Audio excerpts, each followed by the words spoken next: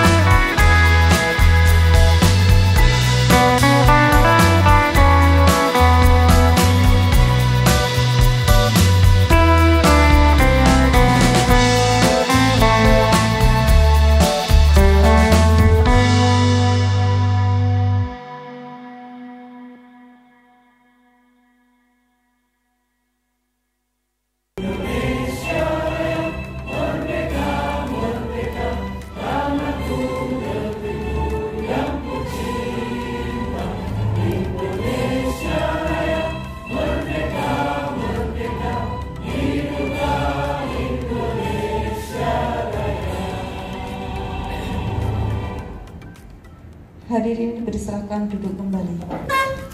Hadirin yang kami hormati, selanjutnya adalah sambutan dari Kepala Dinsos Permajis Kabupaten Banyumas. Dalam hal ini diwakilkan oleh Bapak Bambang Junede. Kepada beliau kami persilakan.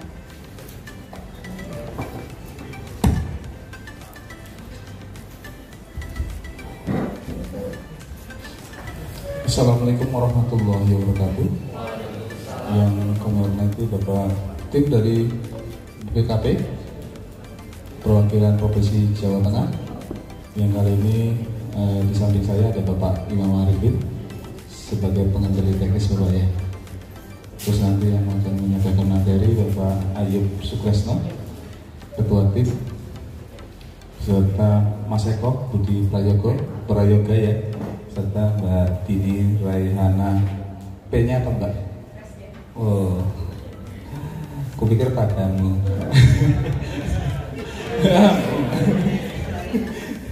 Canda mulai. Iya bernyanyi. Yang saya hormati para kasih pemerintahan desa kecamatan Banyumas di 23 desa apa yang mewakili, karena memang ada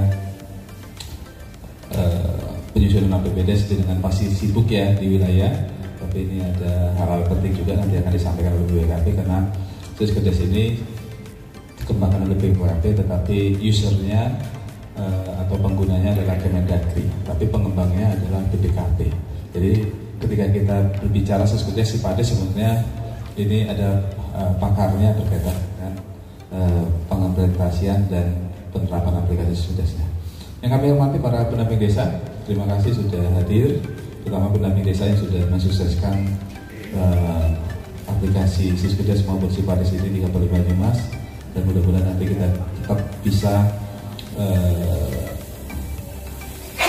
meningkatkan, terutama di Sipades yang belum optimal dalam hal pengelolaan aset desa, karena hal itu juga penting. Pertama-tama dan paling utama adalah kita mengucapkan puji syukur pada Allah Subhanahu wa Ta'ala, Tuhan Yang Maha Esa, karena atas limpahan rahmat karunia berupa kesehatan, terus keringanan langkah, serta segala sesuatunya di dalam hidup kita, sehingga kita dapat berkumpul di tempat Resto Kemangi ini dalam rangka sosialisasi, lupa juga nih, BINTEK ya, bimbingan teknis penyusunan APBD tahun 2024 dan tata kelola aset desa pada pemerintah Kabupaten Banyumas. Jadi di sini nanti kita akan diberikan panduan-panduan ya berkaitan dengan pengimplementasian dari Siskedes maupun Sipades, dan segala permasalahannya bisa disampaikan di sini nanti ketika kita masuk sesi tanya jawab. Nanti dari pemaparan dari BPKP kami persilakan dengan waktu yang seluas-luasnya. Izin Bapak bahwa ini sebenarnya dibuka oleh Pak Kadis sambutan, tetapi beliau tadi menunjukkan disposisi dari Pak Asisten untuk menghadiri di tempat lain. Izin, mudah-mudahan nanti acara berlangsung dengan tertib, lancar, dan bisa sesuai dengan apa yang kita inginkan bersama. Perlu kami ketahui bahwa izin sekali Pak informasi kepada Pak Imam dan tim, intinya di Kabupaten Banyumas ini sudah menerapkan Siskedes online sejak tahun 2020, dan kita kemarin sudah juga piloting 20 desa sudah menggunakan CMS, dan perbuknya lagi maju Pak ya, karena tadi kemarin udah maju. Karena apa?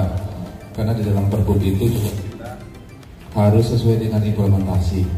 Jadi di perbuk kami itu berbeda dengan desa kabupaten lain. Kalau di kabupaten lain itu basisnya adalah nilai, kalau kami basisnya adalah pola pengadaan.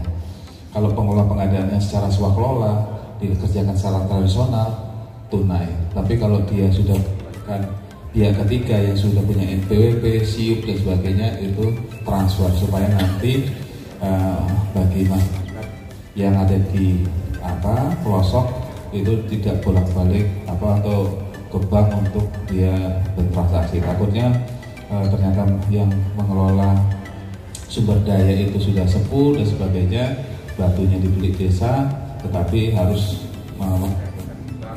yang nanti akan menyulitkan bagian. Jadi pokoknya adalah pola pengadaan, bukan tata nilai Bapak. Karena bagaimanapun kita tidak bisa menyamakan antara kabupaten dan desa, karena layanan perbankan juga ada yang masih jauh seperti itu. Kalau misalnya kabupaten kan di kota kan lebih dekat. Ini di Kabupaten Banyumas diterapkan mulai tahun 2018 di tahun 2018 juga kita sudah implementasi. Kita mulai sosialisasi itu tahun 2016-2017, tapi kita full menggunakan Siskedes itu di tahun 2018 masih pakai Permendagri nomor 113 tahun 2014, dan baru dipakai setahun Permendagrinya ganti.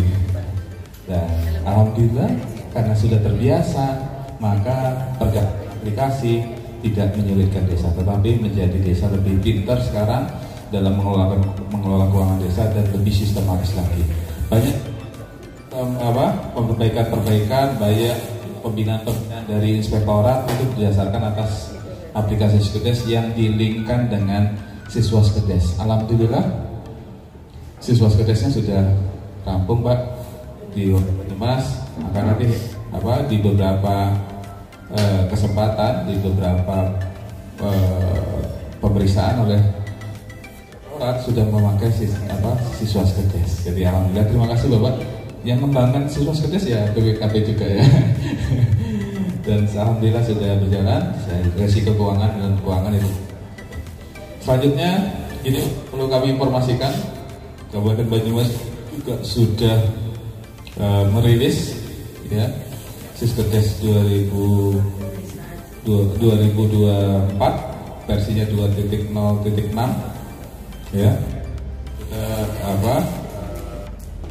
Sudah membagikannya itu di tanggal 4 Desember 2020.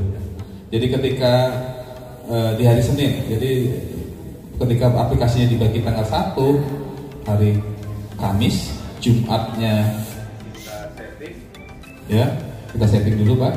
Jumatnya bisa setting, sekarang buat undangan, Senin langsung dirilis, dibagikan ke desa.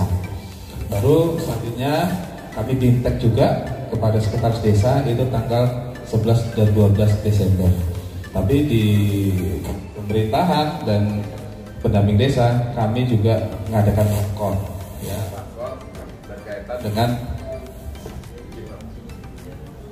berkaitan dengan perbedaan-perbedaan dan fitur-fitur baru dari aplikasi Siskedes 2.0.6. Tapi bagaimanapun sebenarnya yang namanya barang baru pasti ada kekurangan, masih ada yang diperbaiki, ya, masih ada cetakan-cetakan yang double ada Pak ya. Tapi itu nggak usah dipikirkan, ada solusinya bersama. Inilah kita dari BPKP Sudi. Terima kasih Pak sudah hadir. Jadi kenapa beliau hadir ke sini? Karena kalau nggak salah di bulan September kalau nggak salah minta kami untuk ke BPKP Semarang ya dalam rangka Siskedes Link Pak ya. Tapi kami nggak punya anggaran. Jadi Mas nggak bisa Mas ini pakai yang mana saja. Mohon maaf Bapak nggak ada saya bilang. Satu sisi juga saya mau meninggalkan kantor mikir Pak, karena saya harus membimbing 3 seksi ya. Jadi kalau saya pergi ya banyak itu repot banget gitu. Jadi atas kelemahan tersebut Pak Ayub izin kepimpinan supaya mereka datang ke Banyumas. Ini istimewa sekali ya. Terima kasih, tepuk tangan kepada BPKP punya kepedulian kepada Banyumas. Banyumasnya tahu keuangannya lagi seret bisa terlaksana, dan beliau diperkenankan untuk ke Banyumas melatih kita bersama. Kalau saya yang pergi kan hanya saya aja yang tahu, tapi karena beliau kesini, jadi beliau bisa menyampaikan hal-hal yang berkaitan dengan teknis, termasuk juga Siskedes Link yang nanti menerapkan sistem pembayaran melalui cash management system ataupun non tunai. Kemarin tanggal 19 Bapak kerja di Banjarnegara sudah langsung live. Jadi 20 desa bawa SPP langsung dibayarkan di situ. Sudah link. Dan nanti 301 desa insya Allah bisa transfer. Dan kalaupun nanti SPP yang dibawa oleh desa tunai itu nilainya juga nggak besar, nggak sampai ratusan juta. Hanya makan minum paling Pak ya, hanya HOK yang itu yang mungkin yang bisa nanti dibayarkan secara tunai. Kalau yang rekanan sudah ditransfer semua, pembelian material yang dari toko, karena pengaspalan yang karena harus melibatkan penyedia itu bisa langsung dibayarkan dan tidak perlu membawa tunai yang nanti berisiko bagi desa ketika dalam perjalanan. Jadi kedepannya juga kita akan banyak memanfaatkan teknologi, belum lagi teknologi AI ya, artificial intelligence, pasti nanti masuk juga pasti ke Siskedes. Pasti banyak nanti perkembangan-perkembangan tapi yang pasti kita harus siap menghadapi perkembangan, perubahan, karena kalau kita tidak mengikuti perubahan maka kita akan digilas oleh zaman dan kita tidak bisa berkembang. Begitu Pak, terima kasih, dan kami hanya bisa menyajikan seperti ini Bapak, hanya bisa menyelenggarakan acara seperti ini. Mungkin kami mohon maaf juga apabila dalam pelaksanaannya ada kekurangan dan sesuatunya itu tidak pada tempatnya, kami mohon Bapak, dan kami sangat senang sekali kalau bisa sering-sering datang ke sini membimbing kami siap, dan suatu saat nanti kami akan sering berkomunikasi. Biasanya Pak Suryanto ya sini ya, artinya ya udah cukup Pak. Ya mudah-mudahan nanti Pak Ayub bisa sering kesini, apalagi Pak Imam rumahnya di Bunyayun, Mbak Tini rumahnya di Purbalingga. Nah, artinya ya sering kesini aja supaya nanti kita bisa mengembangkan Purbalingga, Banyumas dan sekitarnya lebih maju lagi. Terutama Cilacap kan belum online itu kayaknya, jadi nanti bisa iya. Ya mudah-mudahan bisa dia Pak. Mungkin begitu Pak yang bisa kami sampaikan. Mohon maaf apabila ada salah kata, salah ucap, dan kepada teman-teman semua silakan mengikuti kegiatan dan jangan sungkan untuk bertanya supaya nanti kesulitan di lapangan itu bisa kita selesaikan bersama dan kita bisa melayani desa dengan baik, dan desa yang kita bimbing itu bisa melaksanakan penyelenggaraan pemerintah dengan baik, benar, dan tepat untuk kesejahteraan masyarakat. Kami akhiri, wassalamualaikum warahmatullahi wabarakatuh. Terima kasih kepada Bapak Bambang Junaidi yang telah memberikan sambutannya. Selanjutnya sambutan dari tim BPKP Provinsi Jawa Tengah dan dilanjutkan dengan paparan materi tentang bimbingan teknis penyusunan APBDes tahun 2024 dan tata kelola aset desa Kabupaten Banyumas. Terima kasih Pak Rahmat. Assalamualaikum warahmatullahi wabarakatuh. Salam sejahtera untuk kita semua. Yang saya hormati Pak Kadis, dalam hal ini diwakili Pak Kabid, Pak Bambang. Yang saya hormati pula para kasih pemerintahan dan tenaga ahli tenaga pendamping desa dan tenaga kecamatan dan jajaran Pak Bambang di Dispermasdes Sos ya, apa sosnya di depan di Dispermasdes ya, Dispermasdes. Alhamdulillah pada pagi hari ini saya ketemu Pak Bambang berarti hampir setahun Pak ya. Karena tahun lalu saya membantu beliaunya workshop dana desa di Pendopo Kabupaten Banyumas. Alhamdulillah masih diparingi sehat nih Pak. Nah, ini yang penting untuk sehat ini. Baik Bapak Ibu semua, kami perkenalkan, saya Pak Imam Alibin.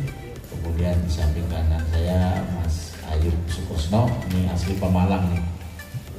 Deket-deket Tawonge dewek jadi nih. Terus Mas Eko kebetulan asli Boyolali ya Mas ya. Boyolali, ini Mbak Dini ya bodoh ya, tangganya dewek ini Purbalingga.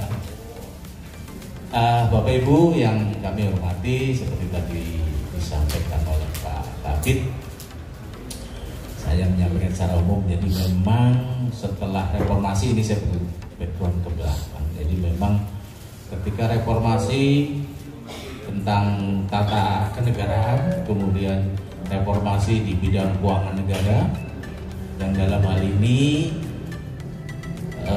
kementerian, lembaga, dan pemerintah daerah harus menyajikan laporan keuangan Pak ya.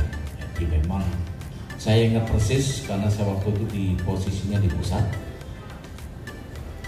Ya itu tadi disampaikan oleh Pak Habib. Sopo sih menyusun aplikasi. Jadi tadi jika saya sempat bincang-bincang dengan Pak Habib, seluruh Indonesia kalau nggak dihandle oleh salah satu, katakanlah kalaupun oleh pihak ketiga itu tentunya biayanya sangat besar sekali. Ya kebetulan kementerian lembaga ini langsung diakses oleh yang punya uang ya, jadi nggak masalah Kementerian Keuangan gitu.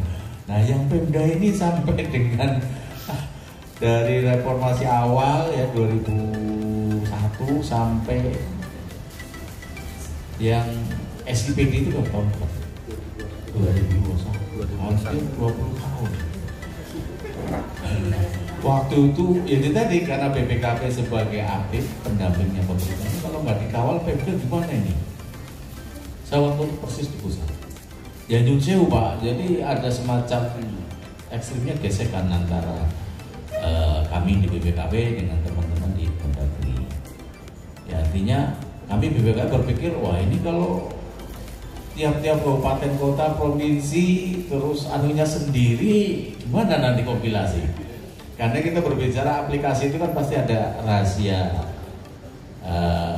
jabatan bukan jabatan, rahasia teknologi yang nggak mungkin di-share ke pengembang yang lain. Nah ini yang kadang-kadang perlu dipahami oleh Bapak Ibu ketahui, karena itulah kayaknya BPKP mengawali itu dengan Simda. Karena kan itu tadi tantangannya laporan keuangan harus BTP. Kalau benar ini, nah itu BPKP ya alhamdulillah sekarang Kemendagri sudah mengembangkan aplikasi SIPD ya, sudah mulai walaupun dalam ada kekurangan biasa lah yang namanya aplikasi nanti kan menyesuaikan. Tapi itu jadi itu tadi, jadi BPKP di situ berjuang untuk laporan keuangan Pemda dalam hal ini. Kemudian ini tadi setelah ada dana desa ya karena zamannya serba elektronik, serba kebetulan ada salah satu rekan saya, Pak Ahmad Basori, waktu itu mengembangkan aplikasi ketika dana desa baru bergulir kan ketika beliaunya Pak Presiden Jokowi ya naik, karena ini program unggulannya Pak Jokowi. Nah itu kesulitan juga, ini aplikasinya siapa ini? Saya kebetulan itu di Maluku Utara Pak. Saya di Maluku Utara, itu para pengembang ya, terutama dari Jawa, itu sudah sampai ke pelosok sana Pak, kabupaten-kabupaten di Maluku Utara. Nah lain ke Taliabu yang kabupaten terpencil ini, karena ke sana naik perahu 12 jam. Taliabu sama Sula ya, sampai ke sana. Waktu itu belum ada aplikasi, jadi maksudnya belum Pak. Akhirnya ya alhamdulillah Pak Ahmad Basori mendapat penghargaan oleh Menpan ya terkait dengan inovasi. Akhirnya ya alhamdulillah lah, seperti tadi Pak Kabir bilang ya kalau ini bayangin harus kabupaten bayar setiap tahun ya Pak ya, ketika karena bagaimanapun itu bisa setahun bisa 2 tahun itu ada perubahan nomenklatur. Itu merubah nomenklatur satu aja itu biayanya berapa itu ya, artinya BPKP berpikir ini kalau nggak dijembatani ini berapa uang keluar ini hanya untuk membeli aplikasi. Ya alhamdulillah BPKP ada push info ya terkait dengan IT, dan Pak Ahmad Basori juga tadi di orang lapangan jadi tahu persis ketika audit dana desa dan paham IT. Akhirnya beliaunya menciptakan Siswa Des. Kemudian ada aplikasi Siswa Kudes juga Pak terkait dengan digunakan oleh teman-teman inspektorat. Dan juga ada aplikasi satu lagi Pak, kebetulan propernya Pak Raden yang juga asli Banyumas Pak, luas deputi kami itu Situasa Pak, itu juga sama. Jadi ya, sistem yang dikembangkan bisa digunakan oleh para pimpinan terutama di Pak Damat ya, itu sampai dengan TA. Karena itu Pak Bupati pun bisa lihat, karena itu tadi bisa memantau kegiatan di desa. Baik Bapak Ibu yang kami hormati, jadi istilahnya memang itulah karena BPKP bagaimanapun sama-sama kita sebagai ASN, sebagai warga negara yang baik, bagaimana membangun negeri ini setelah reformasi. Karena tantangan di zaman revolusi 4.0 ini kan semua harus pakai aplikasi, walaupun itu tadi ada juga kerawanan pencurian data, ini juga memang harus diwaspadai. Tapi itulah zaman sudah berubah, bagaimanapun pasti plus minusnya pasti ada. Zaman saya pertama jadi pegawai, saya nggak bayangin ini kalau ingin kompilasi desa seluruh Indonesia itu bisa berapa bulan.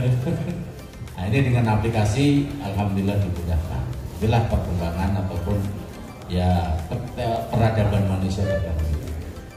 Terima kasih Pak Bambang dan jajaran yang saya sampaikan juga kepada beliaunya dan jajarannya. Kami sudah diundang sini, tapi intinya memang betul tadi Pak Bambang, kita sama-sama lah membangun untuk negeri ini biar lebih bagus, lebih baik ke depannya. Karena desa itu menjadi ya sesuatu apa ya? Ya memang harus ada. Ini kan udah undang-undang, ya kan? Ya nanti kedepannya tinggal diselarasan lah gimana Pak ya. Kalau RPJMD-nya nanti nggak nyambung nih, kalau di Palu jadi 9 tahun juga saya bingung. Itu kan ini RPJMD-nya gimana? Sementara presidennya 5 tahun, gubernur bupatinya 5 tahun. Lah ini desanya malah 9 tahun. Ini gimana RPJMD-nya nanti? Dua jadinya 5 nanti sambung 9 tahun, jadi minus 1. Penyelarasan. Padahal nyusun 5 tahun aja kemek gitu ya. Nanti teman-teman pendamping desa mau waduh. Karena juga karakteristik masing-masing desa kan berbeda. Ada yang desa Di review pertanian, ada desa wisata, ada desa agro gitu ya. Perdagangan, industri tentunya berbeda-beda. Itu barangkali yang dapat saya sampaikan. Terima kasih Pak Kabid dan jajaran, teman-teman dari kecamatan. Saya kira cukup sekian, nanti dilanjutkan oleh pakar dari BPKP ini, Mas Ayub CS ini, karena saya ini produksi kolonial. Sama anak saya aja main HP kalah. Itu yang dapat saya sampaikan, kurang lebihnya mohon maaf. Bila taufiq wal hidayah. Assalamualaikum warahmatullahi wabarakatuh.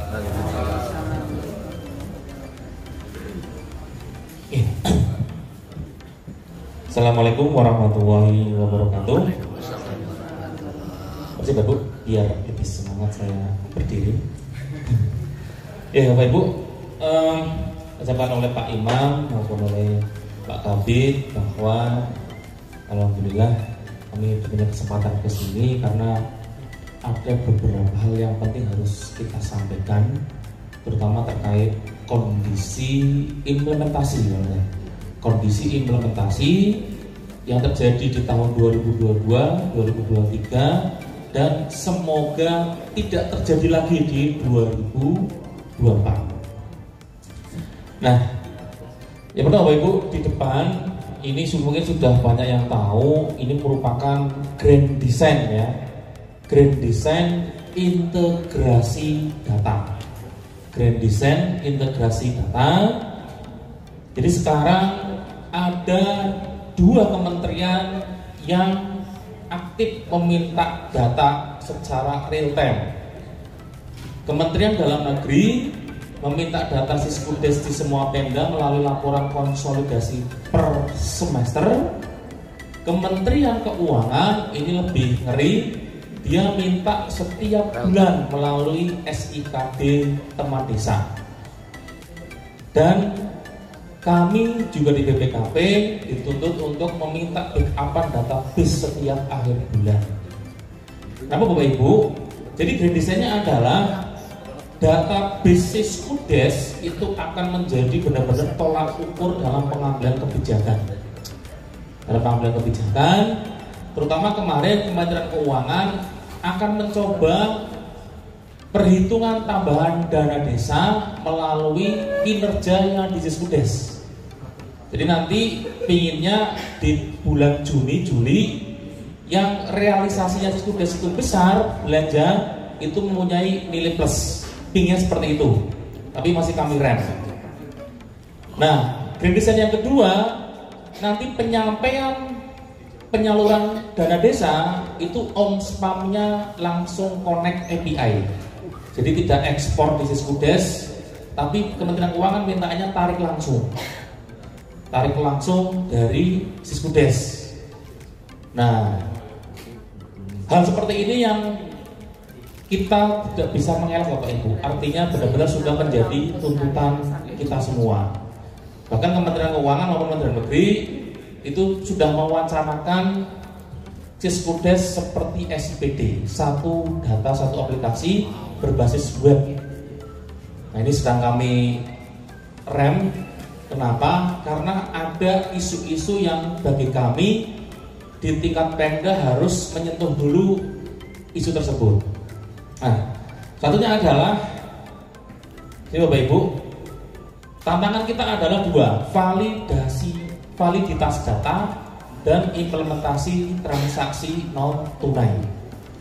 Jadi setelah kami analisis database-nya selama bertahun-tahun, itu sementara disimpulkan tingkat validitas, artinya datanya diyakini benar atau tidak, itu masih di angka 60% Bapak Ibu. Jadi sangat rendah menurut kami, 60%. Artinya apa yang diinput teman-teman desa itu tingkat validnya itu masih di angka 60%. Oleh karena itu kami masih mengerem Kementerian Keuangan maupun kementerian yang lain untuk terkait koneksi menggunakan API langsung. Tetapi sampai saat ini Bapak Ibu, seluruh kementerian dan pihak itu sudah banyak sekali meminta data ke kami. Jadi benar-benar Siskudes ini menjadi data potret yang di lapangan. Nah, ini bahaya kalau ternyata yang diinput itu salah atau validnya itu rendah, bisa diartikan banyak hal. Nah, ini nanti kita bahas satu-satu, ya. Nah, sebelumnya Bapak Ibu, Kementerian Keuangan kemarin sudah beberapa kali ke kami itu terkait diskusi regulasi. Kalau melihat prosesnya pengelolaan keuangan desa, ini sebenarnya yang selama ini kita lakukan itu belum menyentuh ke nomor 4 Bapak Ibu, pelaporan. Jadi di desa ini selama ini LRA itu belum dianggap sebagai pelaporan.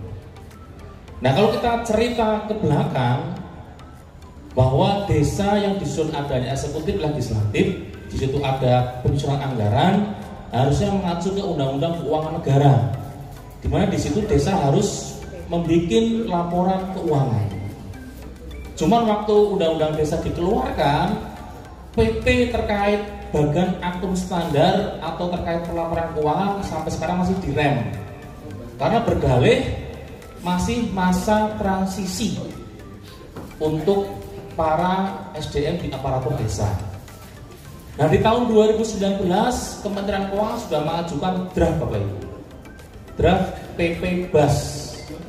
Itu pun kemarin masih ditahan karena dirasa teman-teman desa belum siap. Nah, yang kami sampaikan bahwa bisa sewaktu-waktu PP BAS itu keluar. Nah, kalau PP BAS itu keluar, berarti desa harus siap-siap membuat neraca, laporan laba rugi, laporan anggaran seperti Pemda persis, yang berdampak bisa diaudit oleh BPK. Nah, ini si malakama Bapak Ibu. Kalau ini tidak dikeluarkan, akan terus tidak sesuai dengan Undang-Undang Keuangan Negara. Pengolahan keuangannya juga masih banyak terkendala, terutama masalah aset sampai sekarang belum tuntas karena akunnya tidak keluar resmi. Jadi di Permendagri itu bukan akun aset, harusnya ada akun aset sendiri. Tapi kalau ini dikeluarkan, dampaknya juga luar biasa. Nah, ini saya sampaikan bahwa Kementerian Keuangan makanya kemarin beberapa kali ke kami secara aktif itu meminta desa itu menyusun laporan aset. Laporan aset atau yang di Permendagri 113 itu LKMD itu sebagai awal latihan untuk menuju era pelaporan. Jadi Kementerian Keuangan sudah getol sekali ingin mengeluarkan PP. Kenapa? Karena kalau mengacu ke regulasi Undang-Undang Keuangan Negara, sekarang Kementerian Keuangan dituntut Bapak Ibu, dana desa itu menjadi apa saja, asetnya berapa dan lain-lain. Sampai sekarang tidak pernah bisa diambil data itu karena desa tidak mempunyai neraca. atau laporan keuangan yang detail. Nah, ini sama Badan Keuangan ini sudah aktif sekali untuk mengeluarkan regulasi terkait PP. Nah, jadi mohon teman-teman desa sambil menunggu ataupun nanti kapan keluarnya PP, mohon disampaikan bahwa sambil menunggu kita belajar menyusun laporan aset atau LK, MD atau CALK lah. Itu yang makanya nanti kita bahas terakhir, itu sebagai wujud tanggung jawab pemerintah desa untuk melanjutkan laporan keuangan. Nah, terkait validitas data Bapak Ibu, ini kami dibagi menjadi tahapan. Yang pertama, validitas data di penganggaran. Nah, hasil analisis data kami di tahun 2018-19 sampai terakhir kemarin, di aplikasi terbaca Bapak Ibu ada 4 permasalahan. Yang pertama, APBDes berubah-ubah. Nah, ini terindikasi di aplikasi postingnya berulang-ulang. Yang kedua, RAP-nya gelondongan. Yang ketiga, silpa anggaran tidak nol. Yang nomor 4, nilai silpa tidak berkesinambungan. Nah, atas 4 anomali ini, makanya saya sampaikan, akhirnya disimpulkan apa yang diinput di Siskudes itu bisa dikatakan validitasnya hanya 60% Bapak Ibu. Ya, jadi ada 4 permasalahan yang mengakibatkan simpulan data yang di Siskudes itu menjadi tidak dapat dipertanggungjawabkan secara penuh. Ada 2 permasalahan. Yang pertama, memang hanya gara-gara salah input atau memang APBDes-nya salah. Ya, dari 2 itu. Hanya salah input atau benar-benar APBDes salah. Nah, kalau hanya salah input berarti nanti harus didorong apa yang di aplikasi harus sesuai dengan real yang di lapangan. Nah, yang pertama terkait ini. Jadi kalau melihat di Siskudes ini ada 5 kali posting. Awal usulan, awal Perkades sebelum perubahan, APBDes perubahan, dan Perkades setelah perubahan. Kalau mengacu di Permendagri, dalam artian inilah menu desa dalam merubah APBDes. Berarti harusnya konsekuen. Kalau sudah posting APBDes awal tahun, kalau mau merubah ya berarti postingnya di menu selanjutnya. Itu juga kalau sudah Perkades sebelum perubahan, mau APBDes perubahan ya berarti di APBDes perubahan. Nah, hasil analisis kami itu terindikasi banyak posting yang berulang nih. APBDes awal tahun diposting bisa hampir 3 kali 4 kali. Ya kan? Nah, jadi bisa jadi dari APBDes awal tahun versi 1, versi 2, versi 3. Nah, berarti ini tingkat komitmennya bagaimana Bapak Ibu? Mohon maaf, petugas posting kecamatan maupun PMD dengan data yang ada di desa. Oke. Masuk juga dengan Perkades sebelum perubahan. Nah, di aplikasi Perkades sebelum perubahan itu hanya 1 Bapak Ibu. Hanya 1 menu. Berarti kalau Perkadesnya lebih dari 1, berarti otomatis yang tercatat itu hanya 1 kali yang terakhir. Hasil analisis juga sama. Perkades sebelum perubahan itu lebih dari 1. Nah, ini realnya benar-benar 1, 2 atau hanya 1 dirubah-rubah. Nah, jadi di sini terindikasi bahwa teman-teman desa itu memposting lebih dari 1 kali. Berarti ada perubahan data di situ. Nah, ini yang perlu diperhatikan. Nanti sebagai petugas posting harus benar-benar komitmen bahwa kalau sudah awal tahun itu sudah harus clear. Kalau mau perubahan berarti yang melalui Perkades sebelum perubahan. Tidak boleh diulang lagi postingannya. Nah, ini nanti berdampak pada komitmen user ID untuk posting. User ID untuk posting. Dengan segala dinamika di lapangan ya, ada BanQ, Banprop yang lain-lain. Ini nanti kita bisa diskusi panjang. Nah, sekali lagi Bapak Ibu, jadi yang kita harapkan adalah RAP ini benar-benar rinci detail. Jadi desa itu tidak bergantung kepada dokumen manual. Jadi apa yang ada di Siskudes ini tercantum, mau mengerjakan apa, belanjanya apa. Kemarin kita mencoba menganalisis berapa sih pekerjaan talut. Nah, ternyata kesusahan karena di sini penamaan paket maupun belanjanya ini dalam bentuk gelondongan, tidak informatif. Nah, contoh ini, outputnya terwujudnya hal tersebut, hal apa?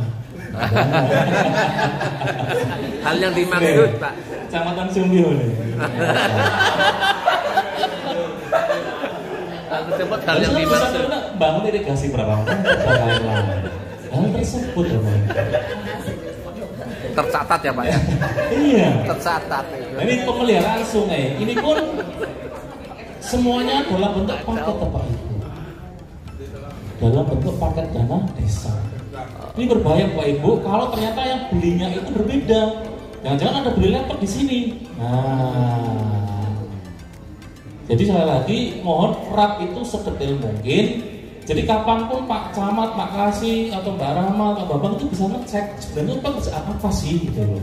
Tidak bergantung pada telepon dulu sama TTK-nya. Bentar Pak lagi mancing Pak. Nah, jadi ingat bahwa di desa masih ketergantungan terhadap dokumen manual. Nah ini harusnya, nah di sini Bapak Ibu nanti kita tegaskan bahwa kalau memang di awal tahun ini susah, dalam artian Pak di awal tahun belum sanggup dirinci, monggo kita kasih toleransi. Tetapi kita komitmen di APBDes perubahan paling terakhir itu harus dirinci sedetail mungkin. Jadi kita komitmen kalau di awal tahun kita masih kasih kelonggaran lah. Tapi kalau sudah sampai perubahan ya mohon nanti bisa dirinci. Saya lagi ini nanti bisa dianalisis panjang Bapak.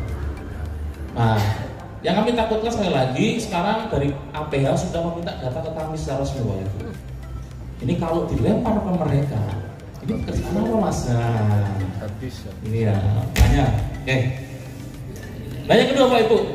Nah, ini juga menjadi aneh bagi kami. Di anggaran, banyak kan anggaran itu ada silpanya Bapak Ibu. Berarti merencanakan kegagalan. Berarti ada merencanakan kegagalan. Apa iya? APBDes itu ada silpanya. Desa Kemiri ya Pak? Contohnya? Ini Kemiri di Kemiri. Ya, jadi saya lagi dalam anggaran itu silpa itu haram Bapak Ibu. Ya. Nah monggo nanti ketika memverifikasi APBDes dicek betul apa yang ada di dokumen fisik itu kita cocokkan yang di inputan aplikasi. Nah, sekali lagi data ini lari kemana-mana Bapak Ibu. Nah, jadi analisis kami ini secara kabupaten tahun 2022 anggaran itu ada silpanya 180 juta. Di 2023 sampai sekarang masih ada 112 juta. Dengan rincian sebagai berikut. Wah. Bahkan ada yang minus Bapak Ibu. Gimana ceritanya ini? Ya, jadi mohon ini dicek kembali. Karena kalau ini menjadi anomali, bener nggak sih? Dua pertanyaannya tadi ya, hanya salah input atau APBDes-nya salah. Kalau APBDes-nya salah, berarti nanti yang verifikasi menjadi pertanyaan. Kok meloloskan APBDes seperti ini? Ya. Jadi dalam prinsip anggaran itu berimbang ya Bapak Ibu. Pendapatan dan belanja itu harus berimbang. Nah, konsekuensinya kalau merencanakan pendapatan berarti harus merencanakan belanja. Begitu juga sebaliknya, merencanakan belanja berarti harus ada pendapatannya. Nah ini terindikasi ada 30 desa di 2023 yang masih ada silpanya. Ini sudah bulan Desember Bapak Ibu. APBDes 2023 masih seperti ini. Nah di tahun 2022 ini ada 180 nih. Kalau kemarin saya belum sempat cek sekitar 40-an desa. Monggo Bapak Ibu kecamatan atau TA dicek kembali karena ini terkait validitas data. Ya. Nah, ini juga menjadi pertanyaan, yaitu silpa yang tidak berkesinambungan. Jadi logikanya atau secara ketentuan, realisasi belanja tahun lalu ini menjadi penerimaan silpa tahun berikutnya. Betul ya? Berarti realisasi belanja tahun lalu menjadi penerimaan silpa tahun berikutnya. Nah, setelah kami cek, tahun lalu ada silpa 135. Loh, kenapa masuknya 145? Berarti ada hibah dari bendahara. Ada hibah dari perangkat. 135 masuknya di APBD 145. Nah, saya lagi, kalau APBD awal tahun, oke lah kita tolerir. Tapi kalau sudah sampai perubahan, ini sudah perubahan, kok ya masih tidak nyambung, Bapak Ibu? Kok ya masih tidak nyambung? Kemarin yang kami takutkan adalah di sini sisa 100, di sini cuma 50. Disimpulkannya ada penyalahgunaan uang, Bapak. Karena silpa tahun lalu 100, maksudnya cuma 50. Jadi kami yang benar-benar takutkan kalau ini dilempar ke pihak lain, Rio, Ibu. Ini bisa diartikan ada penyelewengan uang. Jadi prinsipnya adalah dalam memverifikasi APBDes, ya. Berarti ketika nanti Bapak Ibu di 2024 memverifikasi APBDes, mohon dicek yang pertama, disertai laporan realisasi tahun sebelumnya. Jadi 2023 suruh ngeprint laporan realisasinya atau LRA-nya. Di situ tertera nilai silpanya berapa, ya kan? Nah, kita cross check ke penerimaan silpa tahun 2024, nilainya berapa? Yang kedua, anggaran harus 0, ya, monggo nanti dicetak. Terus, nah ini kewajaran nilai RAP dan RAP dilarang berpaket. Nah ini saya lagi, kalau yang nomor 3, nomor 4 kita kasih tolerir bahwa sampai di awal tahun monggo, kalau masih paket, kalau memang susah. Tapi kalau di perubahan, saya lagi mohon dicek betul ini. Ya, jadi Bapak Kecamatan silakan perhatikan dalam memposting di Siskudes, dicek betul dokumen fisiknya, inputannya sama atau belum. Yang kedua, laporan realisasi 2023 itu berapa? Jadi sebagai dasar pencantuman silpa dan rekening koran. Nah ini penting Bapak. Ya, rekening koran pun harusnya berapa? Karena harusnya laporan realisasi 2023 misal silpanya 10 juta itu dibuktikan dengan rekening koran 10 juta. Ya, jadi ini sekali lagi monggo diperhatikan, apalagi dalam penetapan APBDes-nya atau verifikasinya di bulan Januari. Ya. Kalau bulan Desember oke lah, laporan sih belum clear. Tapi kan kita tahu semua kita rata ke bulan Januari ya. Nah, kalau di bulan Januari berarti harusnya rekening korannya sudah fix, LRA-nya sudah fix. Nah, ini saya lagi tidak nyambung validitas datanya. Nah, ini monggo untuk verifikasi APBDes di 2024 kami mohon sekali ini dikawal betul supaya tidak terjadi lagi permasalahan seperti tadi. Silpa anggaran ada, RAP-nya juga masih gelondongan.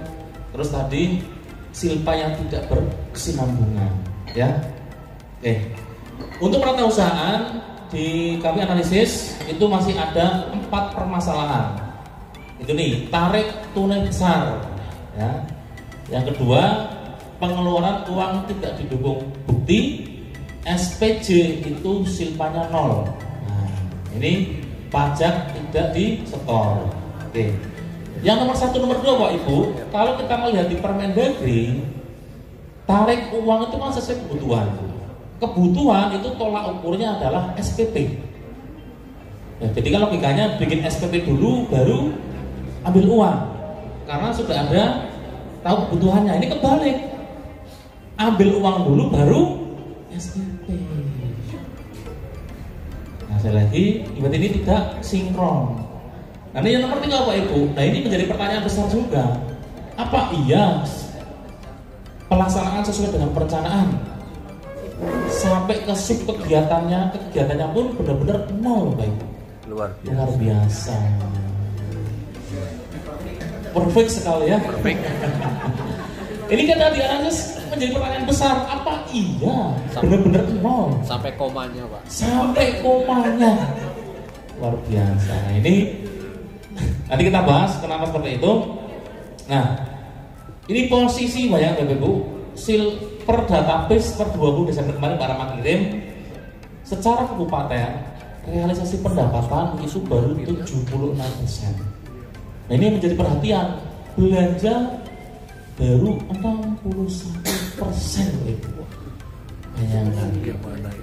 Ini kita ditarik Kementerian Keuangan, terindikasi ada uang dongkrok 149 miliar secara Siskudes. Ya karena Kementerian Keuangan tidak mungkin mengecek satu-satu rekeningnya desa, nggak mungkin. Dia caploknya, kami pun nyaploknya langsung dari Siskudes.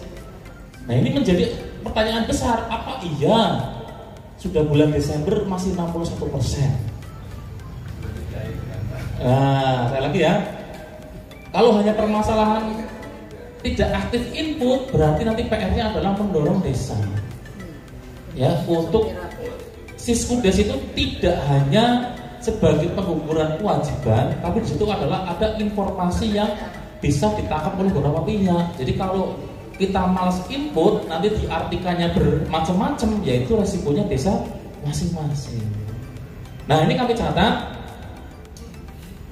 Nih, relasi pendapatan nih yang di bawah 50% masih ada. Ini kalau diartikan apa iya desa kunjungan belum terima dana desa? Monggo. Nanti ya, ketika dianalisis menjadi data yang loh kok apa iya belum terima? Nah ini belanjanya lebih ngeri, baru 17%.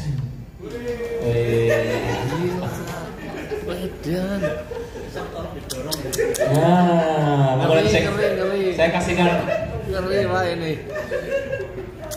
Kami masih ada 2. Yang pertama yang menggunakan SPP Panjar itu lama SPJ-nya. Betul itu Pak. Ya, kan? Pertanyaannya lama SPJ-nya uangnya nggak ada atau SPJ-nya nggak ada? Ayo, ya kan? Bahaya tau.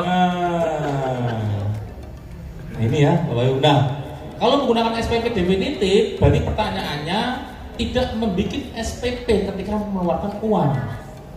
Padahal dalam prinsip di Permendagri jelas, Rp1 pun uang keluar itu menggunakan SPP.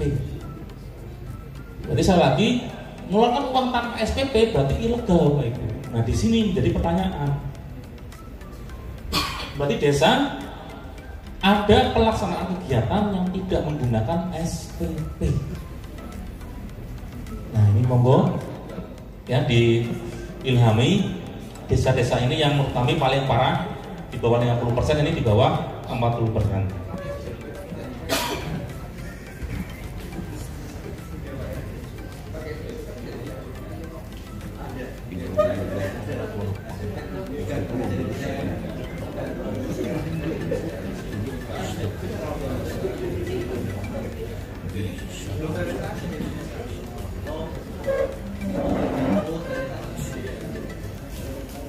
Ada yang dari kecamatan nih, kecamatan Baturaden, ada? Berpon ini Pak, Anda ada? Memang bandel atau berpon nih? Karena menganggarkan dari sifat untuk yang kaitannya dengan kita ada sewa yang mangkrak, sementara menganggarkan sampai 7 miliar. Bukan realisasinya kenapa rendah sekali? Menurut saya gini Pak. Gimana? Dia buat SPP banyak-banyak, tapi nggak dicairkan. Beberapa wilayah gitu. Pak, sedikit Pak tentang Pandak ya Pak. Kemarin yang terakhir saya melihat itu SPP-nya kegiatannya sudah tercetak gitu. Saya bilang ini belum udah diinfokan belum gitu. Jadi saya ya tolonglah biar real gitu. Nah itu Pak, masih di situ. Faktanya seperti itu Pak. Jadi karena Kementerian Keuangan itu rencana akan menarik ini Bapak Ibu. Kementerian Keuangan itu akan rencana menarik realisasi sebagai syarat salur. Dia pinginnya langsung host to host API, langsung tarik. Nah ini bayangkan kalau seperti ini, otomatis belum bisa simpulkan, belum bisa menarik data desa untuk sebelumnya. Jadi mohon ya ini perhatikan. Nah, kalau melihat BKU Pak Ibu, BKU ya, buku kas umum. Nah jadi laporan penatausahaan itu sebagai data monitoring nilai uangnya di desa itu berapa saja. Nah ini juga BKU tingkat input ataupun tingkat implementasi juga masih rendah Pak Ibu. Jadi contoh di desa Parung Kamal, data per tadi malam ya, tanggal 20 di bendahara ada pegang tunai 90 juta. Banyak banget. Banyak banget. Sama 10 juta maksudnya. Terus yang bank itu ada 256. Nah semoga sih hanya perkara tidak input ya. Perkara tidak input. Nah di sini adalah titik kritisnya adalah berarti ada perilaku desa ketika mendapatkan uang terus membagi ke TPK itu tanpa melalui SPP. Berarti ada transaksional tunai. Kasih head berarti. Ada transaksional tunai. Nah ini menjadi berbahaya Pak Ibu. Kalau seperti itu berarti yang bertanggung jawab adalah perangkat desa. Nah ya, jadi di sini simpulkan menurut kami ada transaksional tunai, tarik uang tunai besar, bagi-bagi ke TPK itu tidak menggunakan panja. Logikanya kalau TPK minta uang harusnya dibikinkan SPP panjar, jadi terrekod uangnya lari kemana. Dan lagi di desa ini masih praktek seperti itu, makanya didorong implementasi CMS itu agar semuanya tercatat. Nah, transaksional seperti itu sangat berbahaya kalau TPK-nya nakal, buat main game online lah, judi, selesai Pak Ibu. Karaoke Pak. Karaoke, jadi di sini simpulannya adalah ada transaksional dengan TPK itu langsung serahkan uang tanpa jejaknya. Ini akan berbahaya karena dianggap saldonya bendara masih tinggi, ya. Karena bendara tidak input Siskudes, tidak input bukti, tidak input SPP. Berarti disimpulkan uangnya itu masih di bendara. Saya yakin ini uangnya udah dibagi-bagi. Berarti ada transaksional yang tidak tercatat di aplikasi. Nah, jadi lagi ini alurnya SPP. Jadi alur SPP Bapak Ibu, kemarin hasil analisis kami ini juga menjadi tanda tanya besar. Harusnya seperti ini. Kalau dari TPK menjadi definitif sampai ke pencairan, berarti kan ada tenggang waktu ya Bapak Ibu. Dari berbelanja di lapangan tanggalnya kapan, bikin SPP tanggalnya kapan, pencairan tanggalnya kapan, terus SPJ tanggalnya kapan kalau yang panjar. Nah, hasil analisis kami mayoritas SPP sampai SPJ itu tanggalnya sama semua. Berarti hari itu juga kerja selesai Pak. Ya. Bandung Bondowoso. Nah, Bandung Bondowoso. Nah, jadi kalau melihat imlan seperti ini dengan ternyata kita cek di aplikasi tanggalnya sama semua, berarti menjadi pertanyaan, ini valid gak tanggalnya? Kalau di logika tidak mungkin hari itu juga belanja, hari itu juga bikin SPP, hari itu juga pembayaran. Berarti belum menggambarkan kondisi di lapangan. Makanya kami menjadi bulan-bulanan ketika ditanya kok tanggalnya sama semua. Berarti yang lain tidak kerja ya, hari-hari lain tidak kerja. Ya jadi ini mohon nanti diperhatikan bahwa dokumen ini berbicara, ya kapan belinya, kapan input SPP-nya, kapan pencairannya. Dicocokkan dengan data pencairan uangnya. Ini nanti bisa berbicara. Nah, di sini terkait tadi Silpanol, kami akan menjelaskan bahwa dalam aplikasi Siskudes, sekali lagi, yang dikunci hanya rekening Bapak Ibu ya, yang dikunci hanya rekening. Jadi di sini ada namanya fleksibilitas RAB. Kenapa? Aplikasi tidak pernah tanya harga batu berapa, harga semen berapa, harga pasir berapa. Ya. Karena yang dikunci hanya rekening 52 juta. Jadi terkait plus minus volume dan harga satuan, ini sudah menjadi dinamika di lapangan Bapak Ibu. Ya, menjadi dinamika di lapangan itu hal yang biasa. Poinnya adalah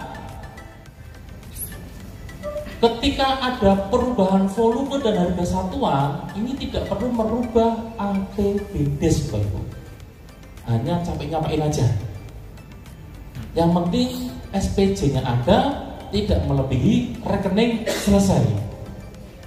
Ini salah satu indikasi kenapa teman-teman desa sering posting berulang-ulang. Itu hanya perkara batunya ternyata 8 kubik, harganya 200.000, diganti lagi. Itu dirubah lagi. Padahal secara rekening ini masih sama. Ya, kecuali dari belanja material mau dipindah ke tenaga kerja, baru dirubah APBDes-nya. Pergeseran. Masalah lagi dalam prinsip swakelola, volume dana satuan itu fleksibilitas. Yang penting tidak melebihi rekening.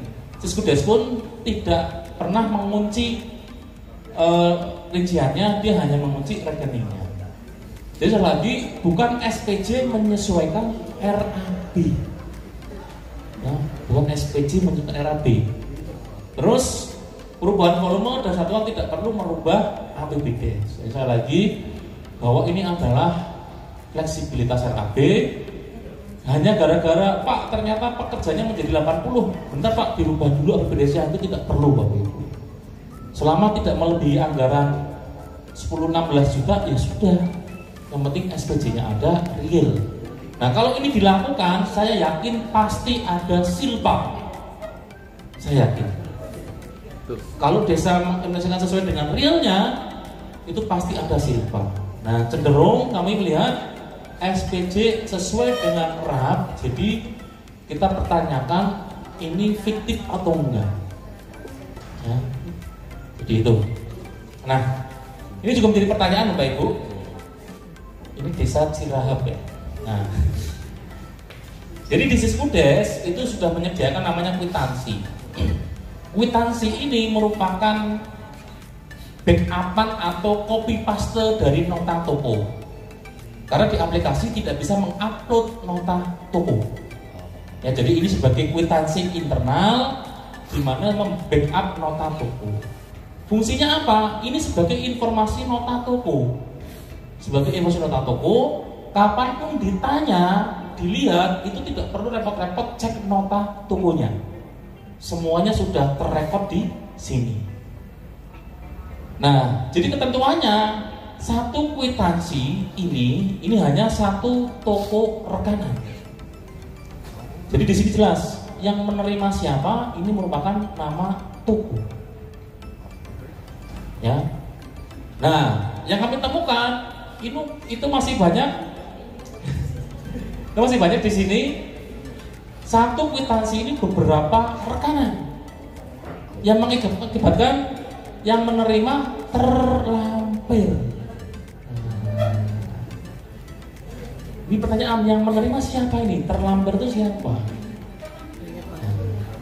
Walaupun yang membayarkan ke penyedia itu adalah TPK, tapi sekali lagi ini adalah informasi copy paste nota toko. Jadi kapanpun diolah, ditanya belanja di mana, material di mana, Bapak Ibu tinggal buat Siskudes, selesai Bapak Ibu. Jadi ketentuannya satu kwitansi satu toko rekanan, satu kwitansi bisa banyak nota tapi hanya satu toko. Ya, tidak boleh digabung-gabung. Karena ini informasi penting.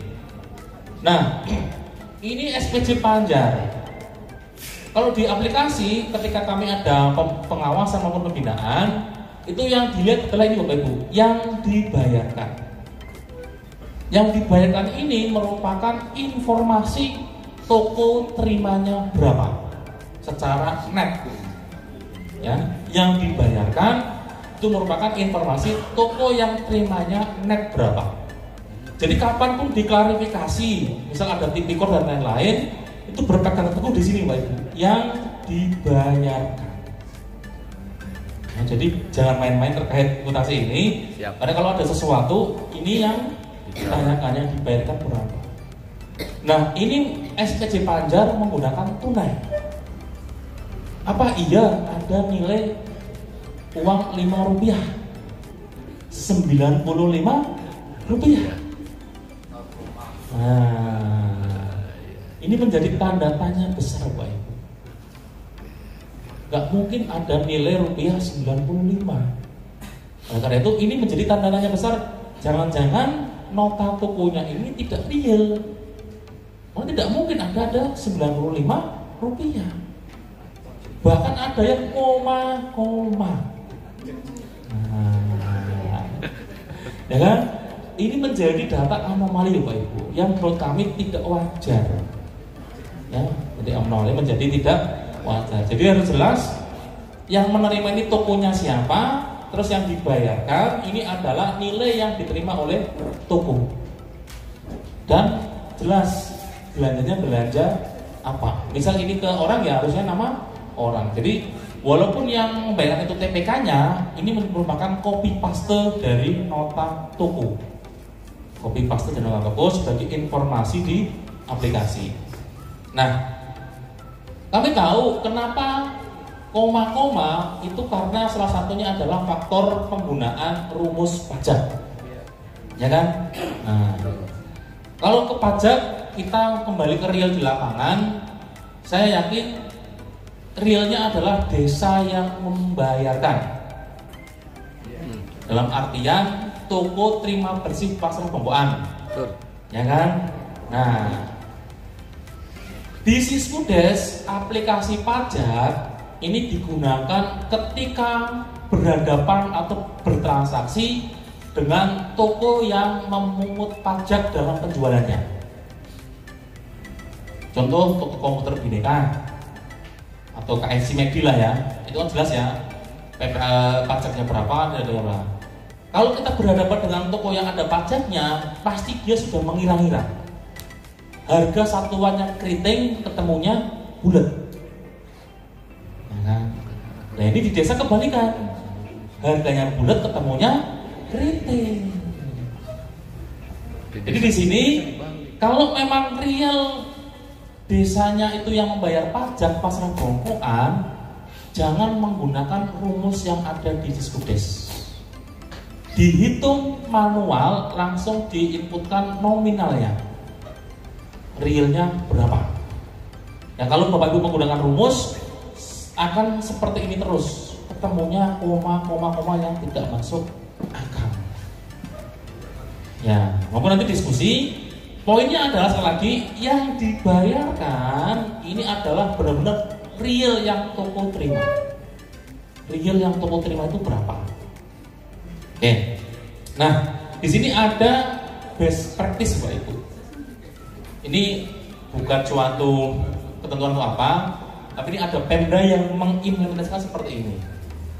Jadi PR-nya bahwa yang dibayarkan itu harus sesuai yang toko terima real. Nah, bisa contohkan ini best practice. Ada pembelian semen perusahaan fisik, harganya di rak 57.000. Nah, setelah ke toko itu harganya 50.000 per sak. Nah, karena beli 60 sak berarti toko terima 3 juta. Pokoknya tidak mau tahu saya terima 3 juta. Dengan menghitung pajak ya terserah, pokoknya saya terima 3 juta. Berarti logikanya nota dari toko itu resminya 3 juta. Ya, nah kalau sudah seperti ini kita upgrade dulu Pak Ibu. Jadi 3 juta ini menjadi DPP, dasar pengenaan pajak. Karena memang realnya sekali lagi desa yang membayar pajak. Jadi di upgrade dulu PPN 11%, PPh 22%, ketemunya 390. Nah di kwitansi Siskudes berarti yang dinilai sini ini kita upgrade dengan pajaknya. Jadi nilainya 3390. 3 juta yang dari toko ditambah pajaknya, jadi pajaknya dihitung manual. Oke, dikurangi PPN/PPh. Nah nih, kuncinya di sini. Yang dibayarkan ini adalah real yang diterima toko. Ini best practice. Silahkan kalau Pemda punya cara sendiri, monggo. Ini best practice. Cuma punya situ ya. Yang dibayarkan itu benar-benar real yang diterima toko. Jadi dikonfirmasi kapanpun ya klop. Nah gitu. Yang ini hanya satu contoh desa yang Pemda yang mengimplementasikan. Jadi dia tidak pusing mana mau tanya toko, kita upgrade pajaknya, kita masukkan ke taksi, ketemunya yang dibayarkan ini sama dengan nota tokonya. Nah sekarang ada beberapa pertanyaan, Pak. Ada, mohon maaf ya, inspektor dan lain-lain pinginnya di nota toko ini dicantumkan pajaknya, ya kan? Ya monggo. Di mana-mana yang namanya toko yang ada pajaknya itu pasti terpisah. Harga dasarnya berapa, tambah PPN berapa, tambah PPH berapa. Jadi secara total lalu dipisahkan informasinya. Harus ada informasi pajaknya berapa. Nah yang selama ini terjadi Bapak Ibu, di nota tokonya itu sudah gelondongan. Gelondongan misal tadi ya 50.000, ternyata semennya kita dirapnya 57 langsung 57 kali 50. Nah pertanyaannya di nota toko tidak terinformasi pajaknya itu berapa. Jadi dua versi, mau yang apa adanya seperti ini, atau kalau mau yang lengkap berarti ya di nota toko monggo. Tokonya diberitahu, dirinci, kami ada pajak, PPN dan PPh-nya. Jadi informasinya dua arah, ya desa toko tahu, di aplikasi juga tahu. Nah sekali lagi kuncinya adalah yang dibayarkan. Bayarkan itu harus sesuai dengan real apa yang diterima oleh toko. Kalau Pemda nanti punya data lain, punya cara lain, monggo. Tapi ini bukan suatu ketentuan ketetapan, ini hanya best practice dari Pemda yang beberapa kali sudah mengimplementasikan. Oke, nah, ini Bapak Ibu, dengan segala kecarut-marutan terkait penatausahaan, makanya ada SE terkait implementasi non tunai. Ya, di sini implementasi non tunai sekali lagi sebagai kunci terkait permasalahan tadi. Saya yakin Bapak Ibu sampai goweh pun desa tidak akan benar kalau tidak dikunci dengan sistem. Nah, konsepnya non tunai itu adalah yang pertama pembatasan penggunaan uang tunai. Pembatasan penggunaan uang tunai. Nah, pembatasan penggunaan uang tunai berarti di sini ada dua sisi. Yang pertama, desa bertransaksi dengan toko itu menggunakan transfer. Yang kedua, desa tidak menarik uang dalam jumlah besar. Ya, tidak menarik dalam jumlah besar. Nah, saya sampaikan sampai saat ini belum ada regulasi yang resmi punishment desa yang tidak mengimplementasikan non tunai. Nah, berarti sekarang Bapak Ibu teman di Pemda Banyumas untuk mengimplementasikan transaksi non tunai selain CMS, yang disampaikan waktu Mbak Rahma di provinsi, ada pembatasan tarif tunai. Ini penting Bapak Ibu. Selama tidak dibatasi tarif tunainya, itu akan los-los saja. Nah, dari Bank Jateng, kemarin pasti kita kawan menyampaikan, teller tidak akan bisa menahan desa tarif tunai besar, tidak bisa. Kecuali ada regulasi, baik itu SE maupun Perbu yang membentengi. Jadi selama desa ke teller, Pak saya mau ambil 100, ya monggo tetap dilayani sama Bank Jateng. Selama belum ada regulasi. Selagi ini masih menjadi celah. Kalau tidak dibikin regulasi pembatasan tarif tunai, bank pun akan los-losan tetap mencairkan. Jadi mohon nanti implementasi transaksi non tunai juga dibekali terkait regulasi batasan tarik tunai. Jadi teller itu bisa memfilter desa ketika mau tarik 100, mohon maaf Pak, ini ada SE dari Bupati, 1 hari maksimal tarik 30 juta, 40 juta. Nah, dengan dibatasi seperti itu, otomatis saya yakin iklim non tunai akan berjalan sendiri Pak Ibu. Karena desa mikir, oh tarik hanya maksimal 30, ya udah, yang lainnya saya proses non tunai. Ya, jadi kalau tidak dibatasi transaksi non tunai, transaksi non tunainya menurut kami belum dapat berjalan maksimal. Jadi dari satu sisi CMS, satu sisi adalah transaksi pembatasan non tunai. Nah, konsepnya adalah Rp1 pun itu harus ada SPP-nya. Ya, jadi Rp1 ketika keluar itu harus ada SPP-nya. Nah, nanti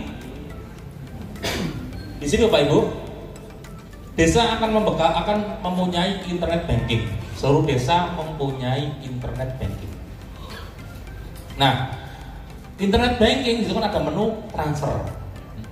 Nah, nanti kalau sudah interkoneksi, menu transfer tersebut akan ditutup. Jadi punya internet banking, tapi menu transfernya akan ditutup. Loh Pak, terus bagaimana cara bayarnya? Cara bayarnya ke siapapun itu harus melalui Siskudes. Input dulu bukti pengeluarannya, input dulu nama penerimanya. Jadi nama penerima transfer dan lain-lain itu inputnya di Siskudes. Di sini. Jadi data ini nanti akan ditarik ke internet bankingnya. Jadi di internet banking itu tinggal cair Bapak Ibu. Nah, jadi kalau itu diimplementasikan, saya yakin setiap uang yang tertransfer itu pasti ada SPP-nya. Saya yakin. Jadi pinginnya seperti itu Bapak Ibu. Bahwa setiap Rp1 pun yang keluar itu ada SPP-nya. Nah, untuk mengunci ya seperti itu. Di internet bankingnya ditutup menu transfernya. Untuk ketujuannya harus input di Siskudes. Jadi di sini. Nah, saya menekankan kalau ini sudah diimplementasikan, menu ubahnya akan hilang Bapak Ibu. Berarti bukti pengeluaran SPP tidak bisa dirubah sama sekali. Karena logikanya sudah cair kok mau diubah lagi. Nah ini makanya saya wanti-wanti, kalau mau non tunai desa benar-benar real, tidak bisa rubah-rubah. Padahal selama ini kita tahu desa gonta-ganti bukti itu hal yang biasa. Jadi kalau sudah non tunai, seluruh data yang di Siskudes itu tidak bisa dirubah. Kita sih senang aja. Nah, cuma desa seperti apa? Jadi misal kalau Pak Lurah atau Pak Kepala Desa minta, Pak, saya tolong ditransfer 10 juta untuk kegiatan A, ya monggo input dulu Siskudes-nya. Nah makanya di sini kemarin saya sampaikan ke Bang Jateng, mohon bertahap karena gitu tingkat validitas data di lapangan itu masih sekitar 60%. Artinya desa masih suka gonta-ganti bukti lah. Jadi kalau diimplementasikan, ini saya yakin akan menjadi proses yang adaptasinya cukup lama. Kemarin saya Demak sama Sragen aja itu cukup lama Bapak Ibu, 1 tahun. Karena gitu tidak boleh salah, ya, tidak boleh salah. Ketika sudah transfer ya selesai. Tapi salah satu enaknya adalah ini. Jadi di sini itu bayar pajaknya sudah otomatis. Jadi misal Bapak Ibu dibukti input 11 juta. 10 juta untuk ke rekanan, 1 juta ke negara. Ketika diproses di sini akan langsung otomatis terbayarkan. 10 juta ke rekanan, 1 juta ke negara. Kode billing NTPN-nya otomatis langsung. Jadi tadi permasalahan pajak tidak disetor itu tidak ada. Karena begitu input di SPP, input nilai pokok dan pajak, ketika ditransfer di sini akan langsung terbayarkan. Ngambil dari rekeningnya desa langsung pajak dan langsung terbayarkan. ya, langsung terbayarkan. Jadi dijamin pajak semuanya store ke negara. Tidak ada desa yang menahan. Masalah lagi kalau ini diimplementasikan Bapak Ibu, saya yakin Pak Kades akan panas dingin Bapak Ibu. Tidak bisa lagi pakai uang apapun. Cocok. Pak mau minta uang silakan input SPP, ya kan? Nah, saya mau pakai dulu uang pajak nggak bisa Pak, udah nggak ada uang pajak udah di store langsung. Cocok saya. Nah saya tahu beberapa uang pajak dipakai dulu, ya kan? Terus Kades minta uang di bawah tangan, sekarang nggak bisa, sudah dikunci.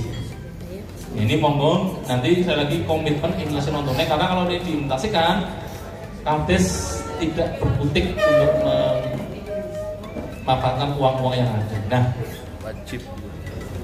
nah di sini Bapak Ibu ada beberapa hal dalam inflasi non tunai. Kita ketahui bahwa di kita tuh 2 SPP ya, SPP Panjar dan definitif. Panjar dan definitif. Kalau Panjar berarti uangnya ditransfer ke TPK. Kalau Panjar ditransfer uang ke TPK, yang membayarkan ke rekanan berarti TPK-nya. Jadi kalau Panjar, pajaknya tidak bisa otomatis. Ya, kalau SPP Panjar berarti resikonya pajak tidak bayar otomatis. Karena Panjar itu uangnya ditransfer ke TPK, TPK yang membayarkan ke toko. Kalau SPP definitif langsung dari rekeningnya desa langsung ke toko. Ya, jadi sini ada 2 kelemahan kelebihan. Kalau SPP Panjar ini fleksibel tapi resikonya pajak tidak otomatis. Nah, monggo nanti dirumuskan di Pemda dengan segala resiko yang jelas. Saya sampaikan ada satu Pemda itu menutup Panjar. Menutup Panjar itu juga menurut kami kurang bijak karena ada beberapa hal yang membutuhkan Panjar. Contoh kayak makan tambahan ya, PMT dan lain-lain, itu kan bisa dibilang lebih ke Panjar ya. Nah ini kalau udah ditutup juga akan kesusahan. Nah jadi di sini adalah nanti jalan tengahnya ya. Jalan tengahnya adalah setiap transaksi yang ada pajaknya itu wajib definitif. Ya, setiap transaksi yang ada pajaknya wajib SPP definitif. Kalau yang tidak ada pajaknya masih diberi kelonggaran melalui Panjar. Nah, dalam hal ini Panjar Bapak Ibu, ada yang menyampaikan ke saya, Pak, Panjar ini ditransfer kemana? Ditransfer ke rekening pribadinya TPK. Ya, jadi Panjar ini ditransfer ke rekening pribadinya TPK.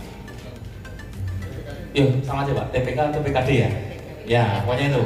Jadi ibaratnya ada pelaksana kegiatan minta uang Panjar. Berarti diberikan SPP Panjar, transfernya ke yang minta tadi. Nah, perkara di TPKD-nya itu ditarik tunai dalam jumlah besar, itu tidak dalam lingkup transaksi non tunai Bapak Ibu. Sekali lagi, Panjar punya kelemahan atau Panjar itu punya kelemahan, TP atau TPKD masih punya peluang tarik tunai besar. Tapi bagi kami itu tidak masalah. Yang jelas tercatat di aplikasi. Uang dari desa transfernya ke siapa? Ya, jadi poinnya itu. Uang transfer dari desa ke siapa itu harus benar tercatat. Jadi nanti misal kayak TPK pembangunan jalan atau jembatan minta Panjar 50 juta. Berarti nanti ya dari rekening kas desa langsung transfer ke TPKD-nya. Jadi di rekening banknya tercatat uangnya lari ke mana. Nah, itu bagi kami sudah menjadi lingkup urusan TPKD-nya tarik tunai besar itu menjadi ranahnya orang tersebut. Pribadi betul. Pribadi. Jadi nanti kalau yang minta Panjar berarti resikonya besar karena uangnya transfer ke pribadi. Nah, makanya diarahkan ke definitif. Nah, terus dapat melakukan pembayaran ke semua bank. Nah, ini kalau yang bank lain otomatis nanti akan ada potongan bank admin ya. Ini sedang kami sampaikan ke Bank Jateng untuk bank admin itu nanti ditanggung oleh penerima. Jadi misal dari rekening Bank Jateng ke Bank Mandiri, itu otomatis penerima nanti akan dikurangi 6.500 atau 2.900. Kalau nggak pingin ada admin ya berarti harus sama-sama Bank Jateng. Itu sebuah ketentuan ya dalam transaksi perbankan. Nah, yang nomor 5 ini terkait potongan siltap. Nah, ini juga kemarin sudah kami bahas dengan Bank Jateng bahwa bendahara-bendahara tidak perlu takut bagi yang perangkatnya punya tanggungan. Nanti akan disediakan menu auto debit. Jadi nanti dari rekening kas desa itu akan langsung transfer ke perangkatnya, siltapnya. Tapi dalam rentang 10 menit nanti akan dipotong otomatis, namanya auto debit. Wah, main itu luar biasa. 10 menit ini ya. Kirain 10 jam, Pak. Nah, 10 menit. Tapi bagi perangkat yang usil bisa aja tuh, langsung masuk langsung tampil. Jadi bendahara tidak perlu khawatir, nanti akan diberikan menu auto debit. Jadi para yang punya tanggungan nanti akan dipotong melalui rekeningnya Bank Jateng langsung masuk ke rekeningnya bendahara. Jadi sepersekian menit lah ya. Kalau biasanya di kami 10 menit Pak. Itu uang masuk nanti akan langsung dipotong. Jadi prinsipnya adalah non tunai yang ditransfer ke penerima itu full, tidak ada potong-potongan. Nah, kalau ada potong-potongan berarti dari bendahara mengajukan ke bank melalui menu auto debit. Pak, ini punya tanggungan sekian. Tolong nanti setelah transfer full langsung dipotong balik ke bendahara. Ya, jadi prinsip non tunai itu semuanya tercatat full langsung ke penerimanya. Nah, ini saya bahas sedikit terkait Siskudes 2024.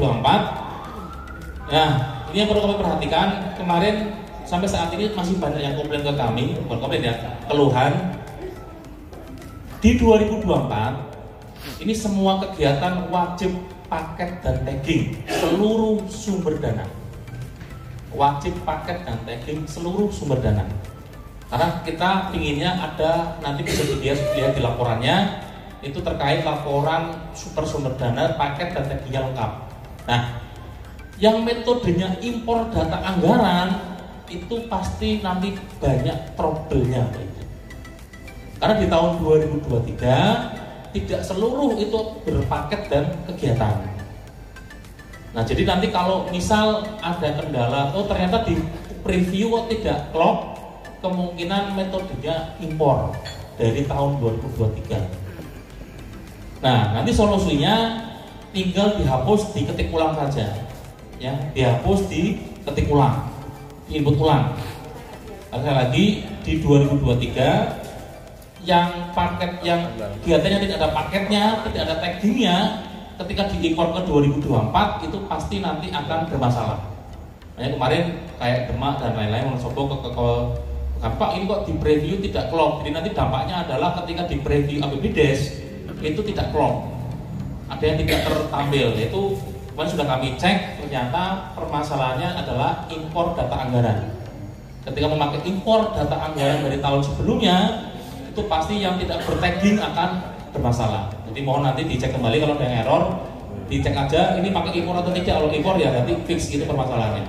Nah, ini terkait SPP. Jadi di 2024 itu yang paling beda itu SPP di bawah ya.